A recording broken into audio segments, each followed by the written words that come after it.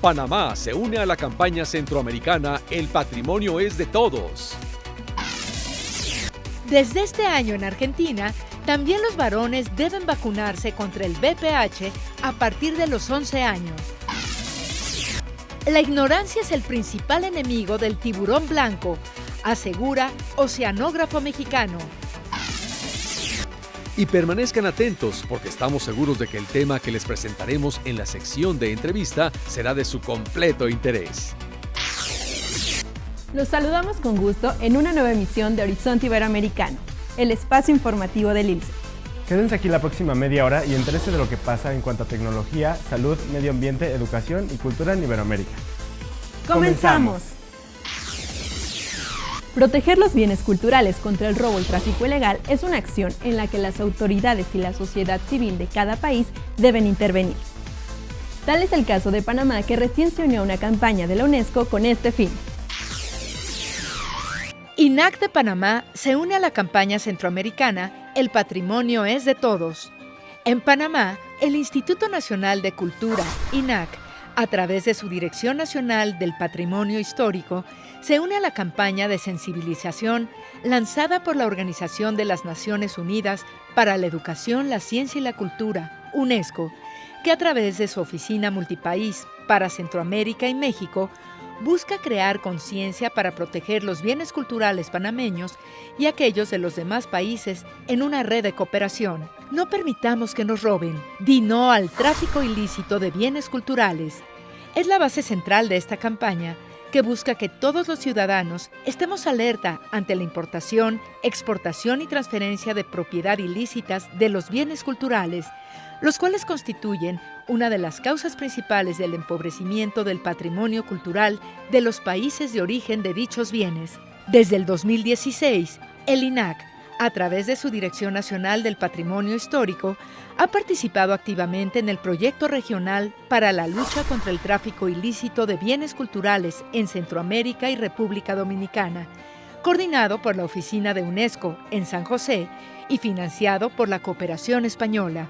El INAC contribuye así a la aplicación efectiva de la Convención de UNESCO de 1970 sobre las medidas que deben adoptarse para prohibir e impedir la importación, la exportación y la transferencia de propiedad ilícitas de bienes culturales, aceptada por Panamá en 1973 e incorporada a la legislación panameña mediante la Ley número 6 de 8 de noviembre de 1973. La campaña ha sido concebida en varias fases. La primera parte inició con el Taller Nacional con UNESCO e instituciones locales como Policía, Interpol Panamá, Autoridad Nacional de Aduanas, Servicio Nacional Aeronaval, Servicio Nacional de Fronteras, entre otros. La segunda parte fue la ejecución del taller regional en la antigua Guatemala con los países de la región y actualmente se desarrolla la tercera fase. Seguramente todos hemos oído eso de la mejor medicina es la prevención, y en el caso del virus del papiloma humano, las autoridades de salud en Argentina han tomado medidas al respecto. Veamos en qué consisten. A 6 años de que en Argentina fuera incorporada en el calendario nacional de vacunación, la inmunización contra el virus del papiloma humano VPH para las adolescentes ahora también está disponible para los varones. Son 2 dosis, separadas por un intervalo mínimo de 6 meses que deben aplicarse todos los nacidos en 2006.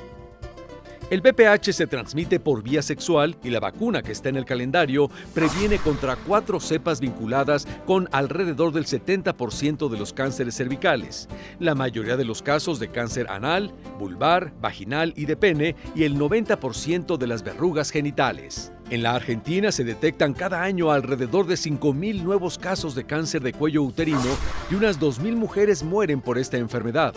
Aunque todavía es muy pronto para verificar su disminución, en países en los que se introdujo la vacuna, eran 67 en el mundo hasta junio de 2016, sí se registró descenso en la prevalencia de verrugas genitales y en la incidencia de nuevos casos de lesiones precursoras. En algunos lugares, el BPH es la primera causa de cáncer. Por ejemplo, en el norte del país, los tumores cervicouterinos son una causa importante de mortalidad y morbilidad, destaca el doctor Pablo Bombeji, jefe de infectología del CEMIC y coordinador de la Comisión de Vacunas de la Sociedad Argentina de Infectología. El beneficio de la vacuna no se ve en forma inmediata, porque produce infección latente crónica, de modo que su impacto se va a notar dentro de 10 o 15 años. Vacunando a los varones, no solo los protegemos a ellos, sino que también aumenta la protección para las mujeres porque disminuye la circulación del virus. Según el especialista, en Australia, donde están vacunando a hombres y mujeres, se registró una disminución clara en la incidencia de verrugas genitales desde que los incorporaron a ellos. A pesar de estos beneficios y de que ya se aplicaron en el mundo más de 200 millones de dosis sin que surgieran señales que hicieran presumir complicaciones significativas, hay padres que se sienten atemorizados por rumores que le atribuyen a esta vacuna graves efectos adversos, mismos que Bombeji, como otros 2 especialistas consultados, descartan totalmente. Es una vacuna disponible desde hace varios años, explica el jefe de infectología del CEMIC, y como es de rigor, se monitoreó no solo en todas las fases de investigación y en los estudios de eficacia, sino también desde que empezó a comercializarse y aplicarse en gran escala. La Organización Mundial de la Salud, OMS, a través de su grupo técnico asesor de seguridad en vacunas, confirmó el año pasado la seguridad de la vacuna. En Argentina ya iniciaron la vacunación contra el VPH casi 1,5 millones de chicas, de las cuales 1 millón están protegidas con el esquema completo. Aquí también la Comisión Nacional de Seguridad en Vacunas, que convoca a expertos externos, monitorea constantemente los llamados eventos supuestamente atribuibles a la vacunación e inmunización, ESAVIS. En este caso, luego de las más de 3,5 millones de dosis aplicadas, solo se registraron 7 eventos catalogados como relativamente graves, 7 convulsiones y desmayos, un caso de irritación de la piel generalizado y 2 broncoespasmos. En todos ellos hubo recuperación completa. Lo que está relacionado no solo con esta vacuna, sino también con otras, es el síncope post-vacunación, detalla Bombeji. Se trata de un cuadro de baja de la presión por temor, una reacción a los inyectables frecuente en los adolescentes. Por eso se recomienda dejarlos sentados durante un rato después de haberla recibido. Está demostrado el impacto y no hay ninguna evidencia de que haya complicaciones, coincide la doctora Carla Bisotti, ex titular de la Dirección de Enfermedades Inmunoprevenibles del Ministerio de Salud de la Nación. Muchas veces se viralizan por las redes sociales historias que no tienen sustento, pero cuando se analiza a esas personas no se ve ninguna lesión orgánica que tenga relación con la vacuna. Lo que ocurre es que como la infección con VPH es crónica, el impacto no es inmediato y la gente piensa, a mí no me va a pasar. También el doctor Eduardo López, jefe del Departamento de Medicina del Hospital de Niños Ricardo Gutiérrez, está de acuerdo acerca de su seguridad y agrega: está demostrado que la única manera de que deje de circular el virus es vacunando al varón. Según los especialistas, entre los efectos adversos más frecuentes está el dolor en el sitio de vacunación, generalmente de intensidad moderada y resolución espontánea y rápida. En el 1% de los vacunados puede aparecer fiebre, que a veces se acompaña de dolor de cabeza o dolores leves de articulaciones.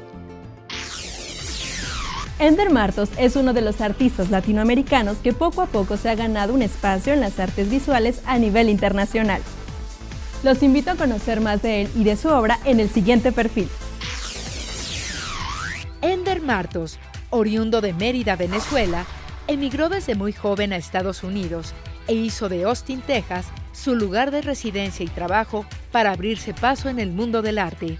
Influenciado desde niño por la obra del reconocido artista venezolano Carlos Cruz Diez, Ender Martos decidió estudiar en el College of Fine Arts de la Universidad de Texas, para luego poner en práctica los conocimientos adquiridos hasta encontrar su propio camino. Enfocado en la abstracción geométrica, Martos hace esculturas que combinan la luz y las formas, empleando una repetición distintiva de líneas oscilantes, colores caleidoscópicos y simetría en un intento deliberado de crear ilusiones dentro de cada pieza. Así, Martos invita con sus obras a una nueva dimensión de interpretación, jugando con luz y percepción para crear sentidos de movimiento y caos. Ender Martos ha presentado sus trabajos en reconocidos espacios como la Camiva Art Gallery, y ha formado parte de exitosos proyectos como el East Side Tour, en el cual ha participado por 3 años consecutivos. México está muy involucrado en la protección del tiburón blanco, especie que actualmente se encuentra amenazada debido a la captura indiscriminada que sufrió durante años. Veamos por qué y qué es lo que hace nuestro país para protegerlo.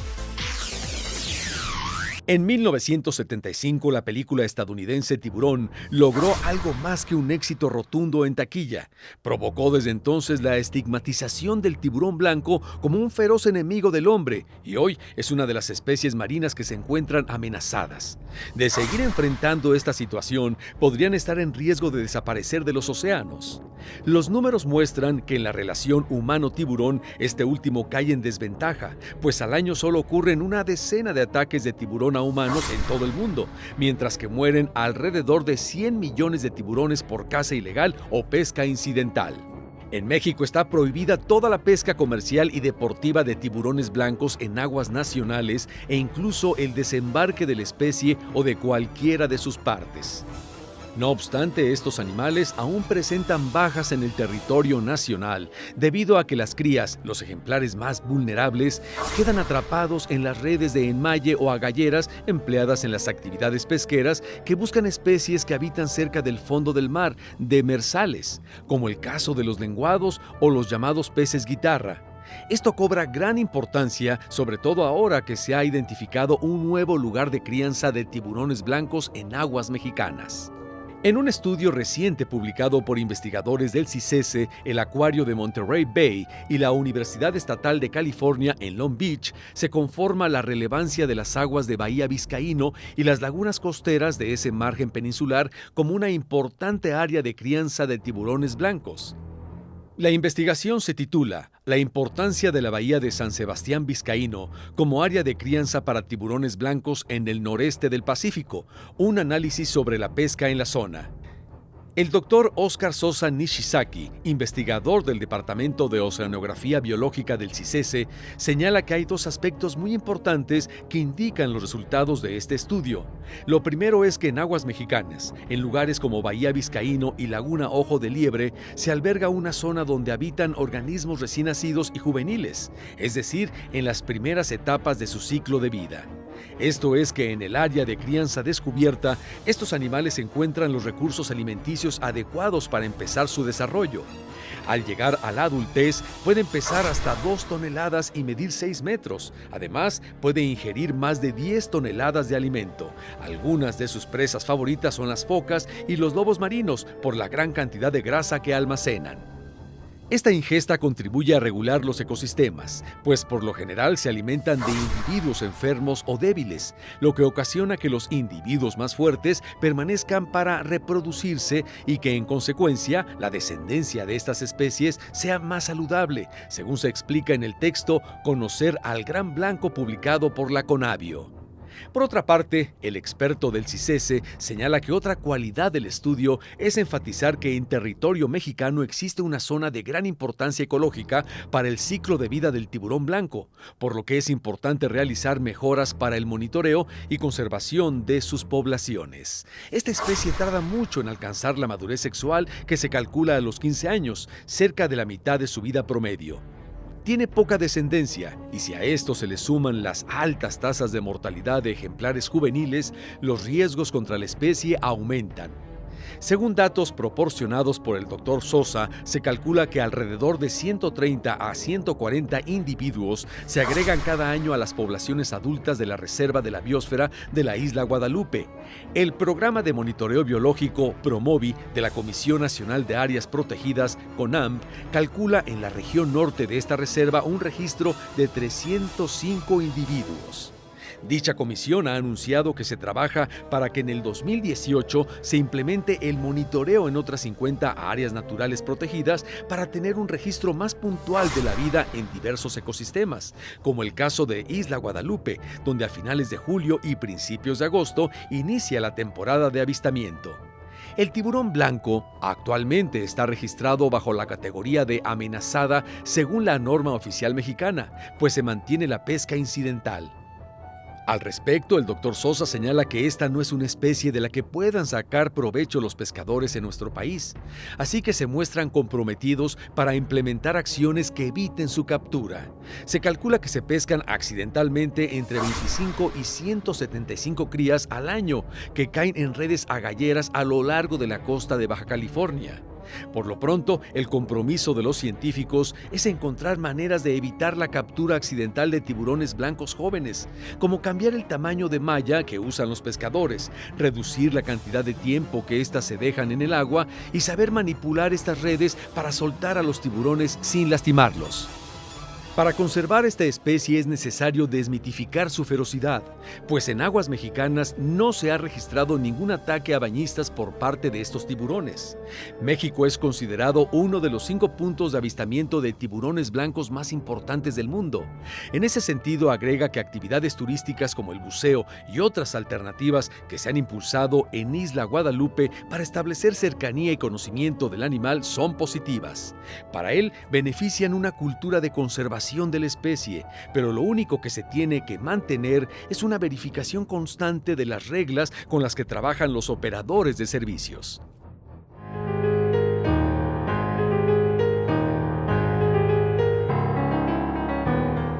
Mauricio Beuchot es licenciado en Filosofía por el Instituto Superior Autónomo de Occidente. Es maestro y doctor en Filosofía por la Universidad Iberoamericana de México y realizó estudios de filosofía en la Universidad de Friburgo, en Suiza.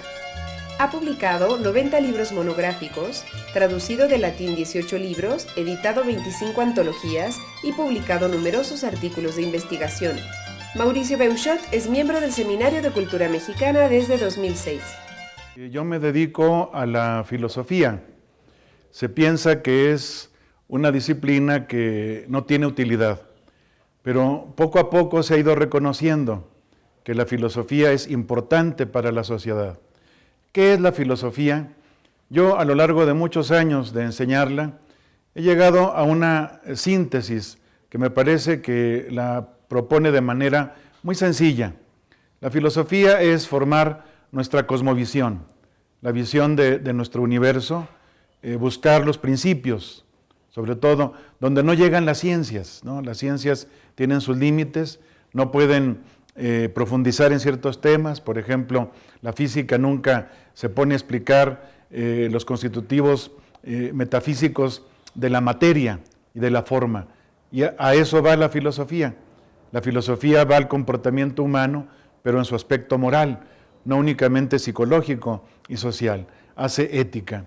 En el ámbito de la sociedad, hace filosofía política.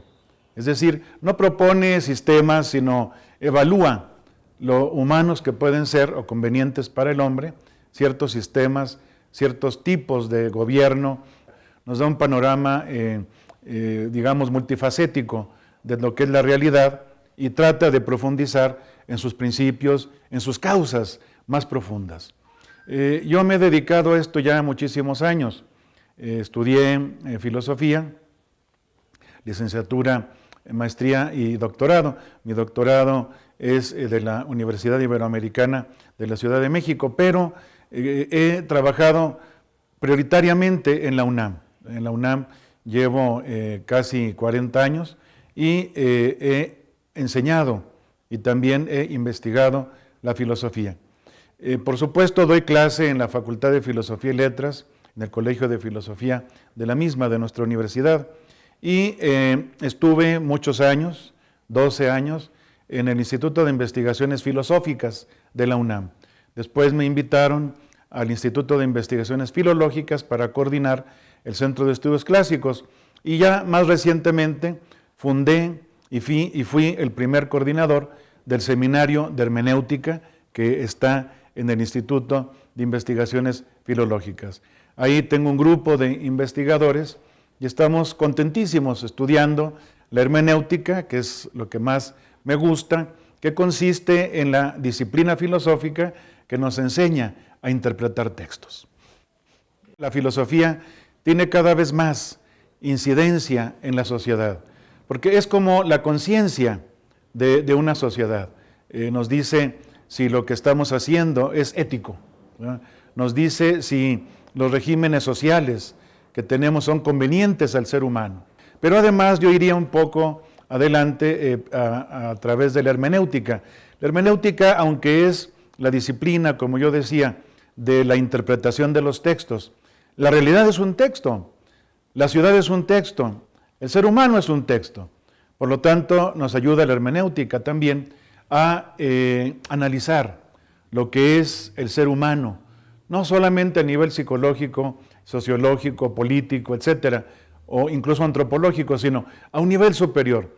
En la antropología filosófica o filosofía del hombre, nos preguntamos cuál es lo esencial de él. Si hay una naturaleza humana, si no la hay, o si hay ciertos rasgos que tenemos que conocer y conservar para que tengamos una sociedad más humana, humanista en su sentido cabal. En general, yo me orienté, fíjate, a los estudios de filosofía y letras. Incluso primero pensé en letras.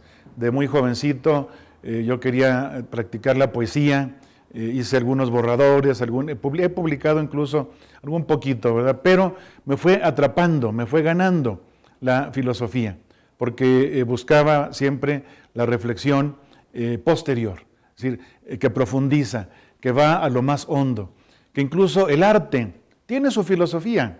Hay de hecho en la misma filosofía una asignatura que es filosofía del arte o estética, ¿verdad? Y entré por allí a través, por ejemplo, de los estudios bellísimos que tiene este gran filósofo Heidegger acerca de un gran poeta Hölderlin, y viendo cómo a través de la poesía encontraba la manera de profundizar en el aspecto filosófico, me fue atrapando, me fue gustando cada vez más y me quedé en el ámbito de la filosofía sin más. En el ámbito mismo de la filosofía, puedo decirte que primero encontré el reto para servir, digamos, a la sociedad, de hacer aspectos de la historia de la filosofía en nuestro país, es decir, la historia de la filosofía en México. Eso me fue llevando a plantear una filosofía no solamente hecha desde México, sino para México. Lo que podríamos llamar, es un paso más adelante, no solamente filosofía de México, sino filosofía mexicana, que es la que estamos muchos con la voluntad de hacerla, ¿verdad? De irla reflexionando, elaborando, explicitando, incluso escribiéndola. Un grupo de pensadores recientes, digamos, de alguna generación anterior, pero sobre todo de mi generación y las que vienen. De esta manera me topé con darle utilidad para nuestra sociedad a la hermenéutica. Y elaboré, partiendo de datos de la misma filosofía mexicana, elaboré una hermenéutica que llamo analógica. La analogía, que no es mera semejanza, sino la búsqueda de los límites entre lo unívoco y lo equívoco, ¿verdad? Que nos da no la exactitud que no tiene la filosofía ni las humanidades, que tienen las ciencias exactas o formales, pero tampoco caer en la equivocidad que ahora tiene el nombre de relativismo extremo, ¿verdad? Nos coloca en el medio. Es un modo de significar prudente, un modo de significar equilibrado, un modo de significar que nos lleva a lo que dice el texto, pero también sabiendo que nosotros colocamos algo de nosotros en él, ¿verdad? Y esto ha servido, ya van más de 20 años desde que hice la propuesta en el Congreso Nacional de Filosofía del año 93, que fue en Cuernavaca, ya son más de 20 años, y ha sido utilizada en múltiples formas, aplicada a muchos campos. Me da una gran alegría y satisfacción. Yo me he dedicado bastante a la historia de la filosofía mexicana, tanto la novohispana como la más reciente, ¿verdad? Me ayudó a que me llamaran de la Academia Mexicana de la Historia como miembro, que también correspondiente de la Real de Madrid, el año de 90. El año 97, también por la aplicación de la hermenéutica analógica a las disciplinas del lenguaje, sobre todo de la literatura, pero también de ámbitos de pragmática, semiótica, etcétera, fui llamado a la Academia Mexicana de la Lengua, ¿verdad? A la cual entré en el año 97, pero en el año 98 fue cuando ya leí mi discurso de ingreso. Poco después también, como también se aplica al derecho, ¿verdad?, en este ámbito, sobre todo los derechos humanos. Fui llamado un par de años después a la Academia Mexicana de los Derechos Humanos, ¿verdad? Y ahora, como lo sabes, estamos aquí en el Seminario de Cultura Mexicana, que esto fue ya un poco posterior, fue como el año 2006, cuando me llamaron también por este ejercicio de interpretación que me causa tanta alegría y, como ves, me ha dado muchas satisfacciones. Yo les diría, porque me interesa mucho, me importan mucho los jóvenes, las generaciones que van a venir. Yo les diría que pierdan el miedo al pensamiento abstracto, que pierdan el miedo a ir a los fundamentos. Más bien que les dé gusto, ¿verdad? Porque ciertamente a veces desespera mucho la filosofía. Es muy conocido que hay mucha deserción del ámbito de nuestras facultades, pero también causa mucha alegría y mucha satisfacción.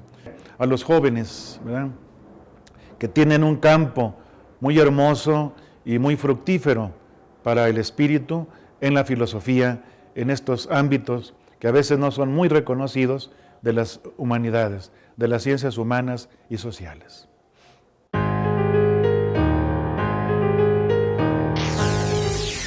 La antigua Casa Presidencial de Honduras, luego de serlo durante casi 70 años y tener otros usos culturales, se convirtió en el Museo Nacional. El siguiente collage nos muestra parte de su belleza arquitectónica.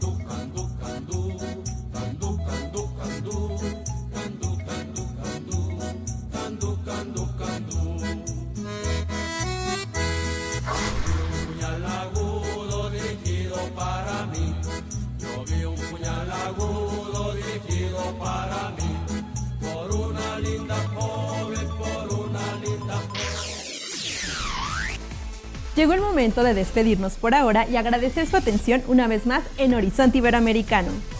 Suscríbanse al canal de YouTube ILCE TV, en donde van a encontrar esta y todas nuestras emisiones. Síganos a través de las redes sociales que aparecen en su pantalla y envíenos sus opiniones, comentarios y sugerencias al correo horizonteiberoamericano@ilce.edu.mx. Y los esperamos en nuestra próxima emisión. Se despide de ustedes Jacqueline Alarcón y Eduardo Aviña. Hasta entonces.